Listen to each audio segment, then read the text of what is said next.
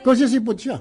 Sir, to clarify, right now we have a Senate President and an acting Senate President. Ano po yung difference and limits ng mga functions and roles? Actually, vacant yung Senate President. I mean, because may acting na tayo, di ba? Paano maging bikan? Hindi man tinanggal si Cayetano, hindi rin namatay. O, hindi rin umalis.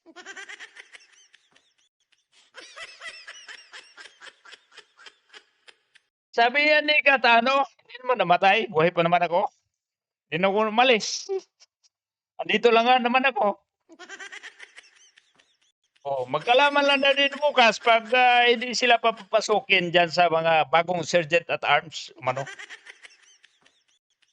Is an acting president, si Sen Win, in his capacity as pro tempore until a new Senate president is elected. And the only way that we can elect is we will have 13. Otherwise, we cannot elect a new Senate president. So we will be, the Senate pro tempore will be the acting Senate president. No, pag 12 po pwede kasi majority na kami of the 22 because it should be 11 divided by 2. 22 divided by 2 is 11 plus 1, so we have 12. But that math cannot be applied on SP. Not on SP. I'm sorry, not on SP. That's why we did not elect a Senate president because we'll be violating a law. We'll be violating the Constitution. Was there any promise to having a quorum. And kaninang tanghali, habang kausap ko po si Senator Marcoleta, I asked everyone, please pray. Kasi at that time, balita po namin na nag-step up sila sa pagsasabing wala na yung kaso nyo, sumama lang kayo or pumunta lang kayo ng session hall. I even got a text yesterday, pumunta lang daw ako or si Senator Loren para nga at least mag-open and close. Nangyayari po minsan yan, that's a longer story. Pero naramdaman ko na po kahapon na baka may isang dumating, so 12 plus 1 equals 13. So 12 pa rin po ngayon, ay pang-11 pa rin po. Dahil sa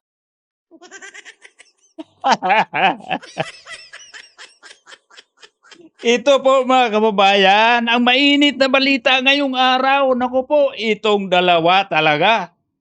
Di ba nasabi ko na kahapon itong isang sold out at itong isang may integridad? Yeah? Nahati kasi ngayon ang Senado mga kababayan, isa itong sold out. So ibig sabihin sold out na. May deal na, sold out. Kaya nagpapalitan na sila. So 22 divided by 2 equals 11 plus 1 equals 12. So bagong majority na sila si Erwin Tulfo. So ang tanong mga kababayan, ito na ba ang umpisa sa sinasabi niyang minsan we bend the law to please the people? Okay mga people, napi-please ba tayo dito sa ginagawa ni Erwin Tulfo? Na they are going to bend the law to please the sambayan ng Pilipino? Na alam naman ho natin na ang kalahati sa kanila, yung dusin sa kanila, ngayon, sold out.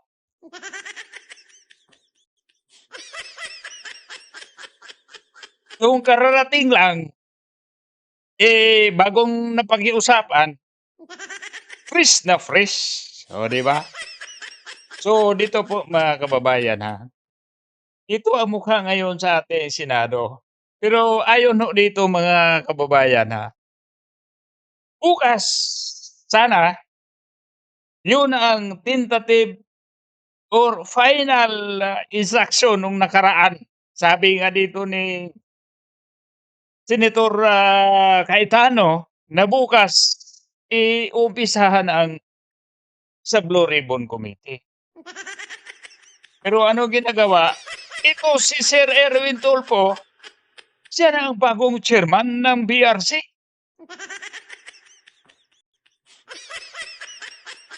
So ito na ba ang sinasabi ni Senator Alan Peter Cayetano na nagkunsiha na. Nadagdagan ng isa, di nagiging 12. Ay, nako. So, bago tayo magpatuloy mga kababayan, tunghayan muna natin itong sinasabi dito ni Senator Erwin Tulfo. So, tunghayan muna natin anong mga sinasabi niya rito. SP2 Senator Cheese or talagang na-enlighten lang siya? He was enlightened. I mean, kaya nga po, niyakap namin kanina, we were surprised because Sen Migs was already, we asked Sen Migs kanina, meron bang ikang kapalit, may sinasabi sa niya, wala naman. Wait, Well, nothing. Kailan na sigurado na dadating si Senator Cheese? There was none. Kanina no nag-caucus kami ng 1 o'clock, wala pa eh. Kasi yesterday said na he will join, but he did not. Well, so banda ka na-stress na sa session hall kayo or you losing hope na dadating siya? I was already preparing what to tell you guys na pag hindi na naman sila sumipot, na will say na bahala na ang taong bayan. ano na, taong bayan na naman, ikaw talaga Erwin, Mr. Lee, may nagsasabi, nilakad ng palasyo yung pagpunta rito ni Senator. Wala namang kapalit. I mean, bakit yung number 2? Bakit makikialam ang palasyo? Wey!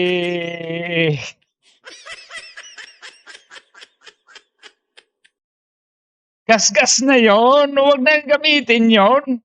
Halatang-halata na. Kumbaga, pag may usok, may apoy. Bakit man makikialam? I mean, this is a Senate. Isigot ka, yung tanong mo, bakit nga alam? Kayo may alam. Baka malaibil pa yung tatanungin mo dyan pag sasagot sila. Kung na kayo sasagot, kayo may alam. We're another branch of government, di ba? Another. Chee!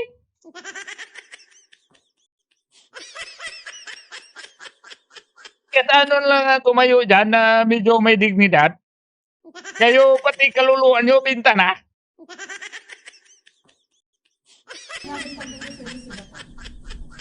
Then, pag dumating siya, it's okay. I mean, we welcome him. But that would make the Senators 23, not 22. Ano po mangyayari sa Well, we already declared it. Kung susipot siya. Sir, to clarify, Kung susipot siya. right now, we have a Senate President and an acting Senate President. Ano po yung difference and limits ng mga functions alone? Actually, vacant yung Senate President. I mean, because may acting na tayo, di ba? Paano maging bikan? Hindi man tinanggal si Cayetano, hindi rin namatay.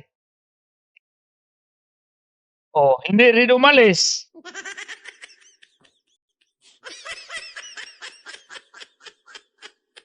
Sabi yan ni Cayetano, hindi naman namatay, buhay pa naman ako. Hindi na ako umalis. Andito lang nga naman ako. Oh, magkalaman lang na din bukas pag hindi sila papapasukin dyan sa mga bagong sergeant at arms. Umano?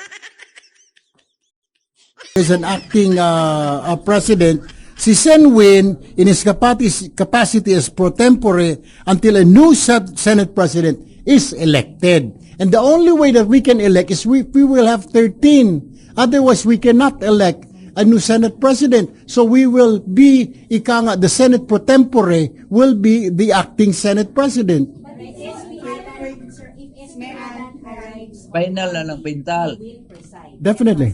He will preside. He remains to be there. Yes, he will preside. Ha? Can we say na hindi stable pa yung kasalukuyan na majority? I think it's already stable because 12 kami, 10 lang sila eh. Pero yung president, Senate President, hindi pa rin stable. Yeah, you Senate President, yes. But Ikaw what muna can he sa do? dool, be.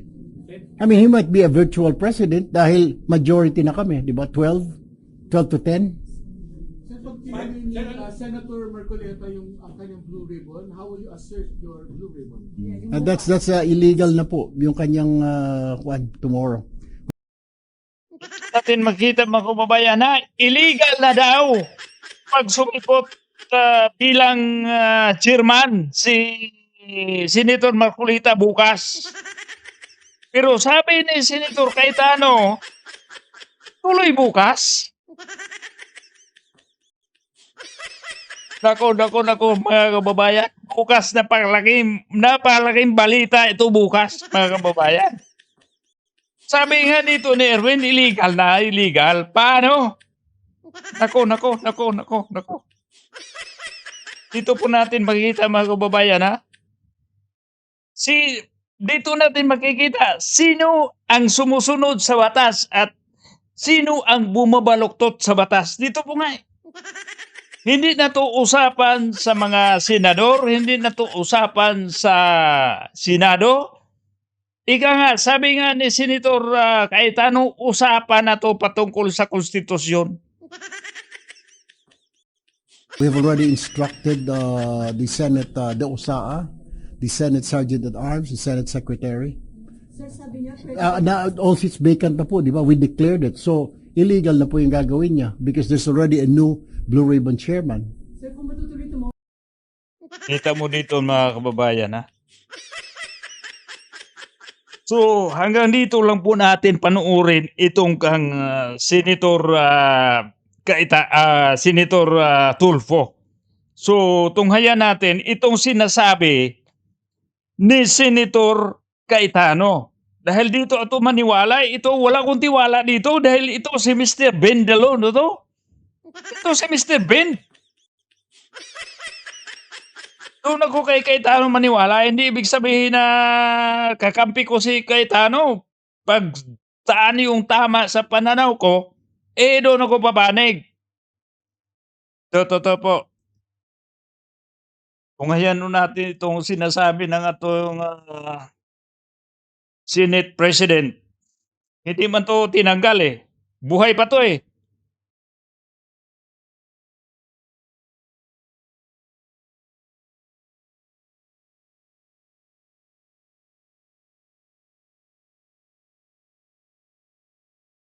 Mga kababayan, napaka-importanting pagtatalakay ang gagawin po natin ngayon.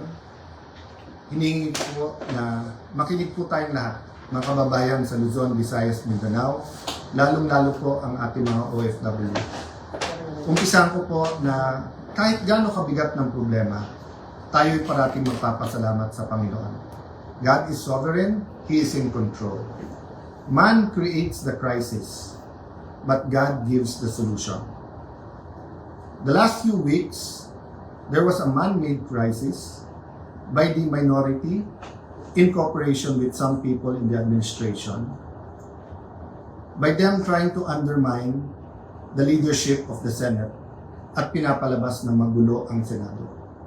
Pero mas mabigat po ang usapin natin ngayon. Bakit po? Dahil may tanong po tayo. Una, has Philippine democracy died again? Pangalawang tanong, binasura po ba ang Philippine Constitution? Bakit ko po ito tinatanong? Simple po, ang nakalagay sa konstitusyon ng Pilipinas, pwedeng mag-conduct ng business ang Senado by a majority of all its members. Ang majority po ng 24 ay 13 po. 13 po ang numero.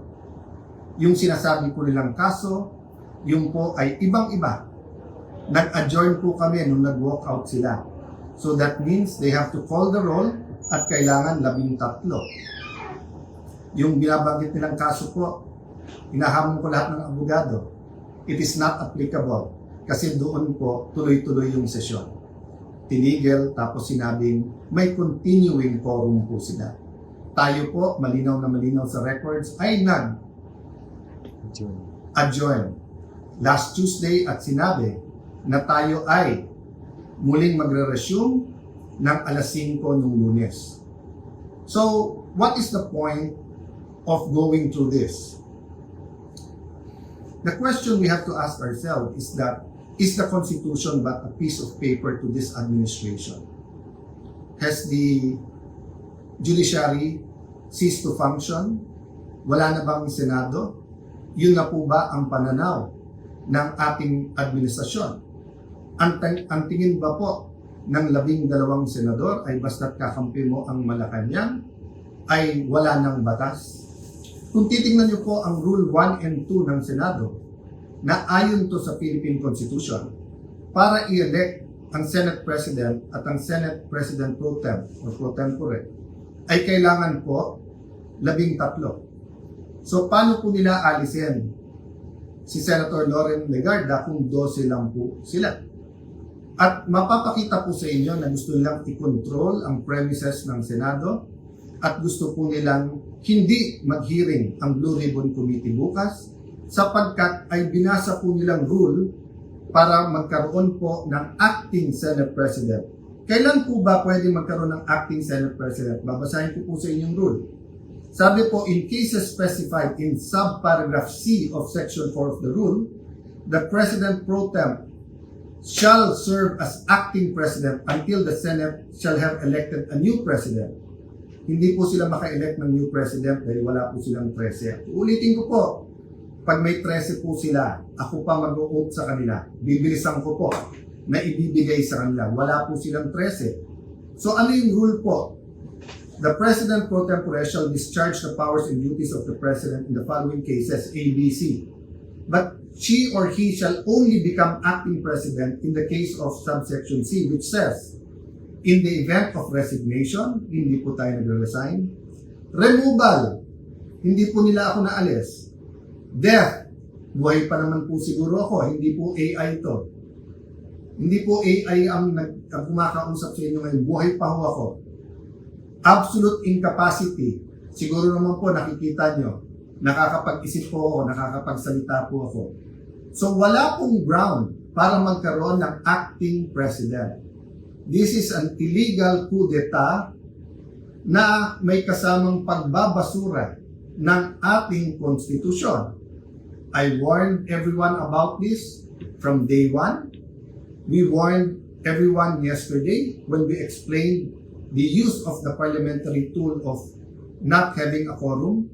And kaninang tanghali, habang kausap ko po si Senator Marcoleta, I asked everyone, please pray, kasi at that time, balita po namin, na nag-step up sila sa pagsasabing wala na yung kaso nyo, sumama lang kayo or pumunta lang kayo ng session hall. I even got a text yesterday, pumunta lang daw ako or si Senator Loren para nga at least mag-open and close. Nangyayari po minsan yan, that's a longer story. Pero naramdaman ko na po kahapon na baka may isang dumating, so 12 plus 1 equals 13. So 12 pa rin po ngayon, ay pang-11 pa rin po. Dahil sa ating konstitusyon, sa ating rules of the Senate, kailangan pong 13. Hindi po kami nagpipilit sa kapangyarihan. I can go as Senate President, even as Senator anytime. Hindi po ba ako lang ang katangi-tangi sa mga matataas na opisyal na nung nangyari yung flood control scam ay nagsabi, ba't hindi na lang tayo lahat mag-resign? Bakit po ngayon, after asking me to resign yesterday, illegal po. Actually po, hindi nila ako tinanggal. Naglagay ng acting. Senator Win, Lucian, ingat kayo dyan. You're playing around with fire. This is not just about the Senate. This is about the Philippine Constitution. Mga kababayan, sabi nila, ginawa nila to kasi naipit ang trabaho. Wala naman po silang ginawa ngayon. Kung hindi baguhin ang mga committee para walang Blue Ribbon Committee hearing bukas, para hindi maimbitahan ang 18 Marines.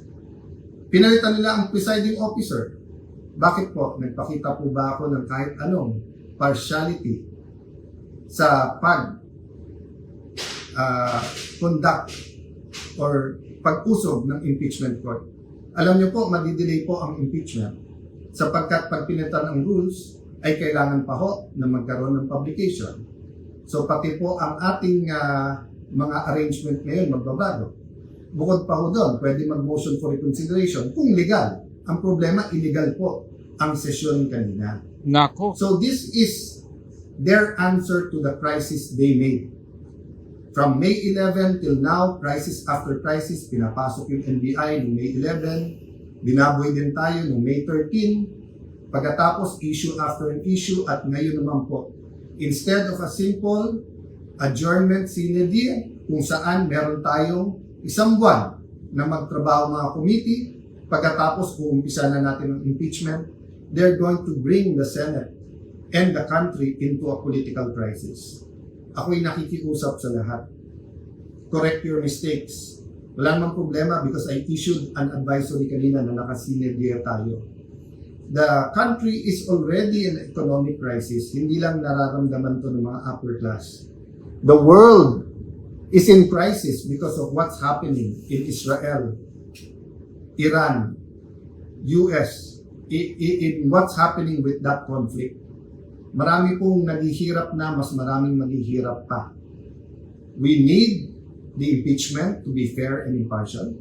We need to investigate the flood control scam in a very impartial way that will be satisfactory to all our people. And we need a functioning Senate, an independent Senate. Huwag niyo po kaming alalahanin mga kababayan, okay po ako. They can try to remove me, they can kill me, but they will not kill the idea of a democratic Philippines led not by men, but by laws, led by the Philippine Constitution. Kung sabi niyo po at natatawa yung iba that the Senate is under attack, 2023 pa lang ho, yung PI, gusto pong amendahan yung Constitution. After magsalita si Senator Ailey, wala daw katotohanan yun. Ngayon po, binasura ang Constitution. Ano ba tingin yung kasunod nito? So mga kababayan, again, God is sovereign. Let's all reflect on this and pray. But tomorrow, tuloy ang hearing ng Blue Ribbon Committee. I am still the legitimate, legal, moral Senate President of the Republic of the Philippines. There is still functioning committees. We have to hear the testimonies. Invited po, pati po yung mga gumawa ng illegal ngayon. You can try to stop us, but you will be stopping the Filipino people. So sa ating mga kababayan who wants to pray or have a prayer vigil sa Senado bukas, pumunta po kayo. Pag hindi po kami pinapasok, sama-sama na po tayo outside the kulambo. Ang problema po, pag in-outside nyo the kulambo, ang mga legitimate leaders ng Senado, para nyo na pong sinabing sinunog nyo po ang Philippine Constitution. Sana naman po, tonight, makapag-isip-isip ang mga gumagawa nito. Again, sincerely po, we pray for all of our leaders and we tell everyone here, let's pray for our country and may God bless the Philippines.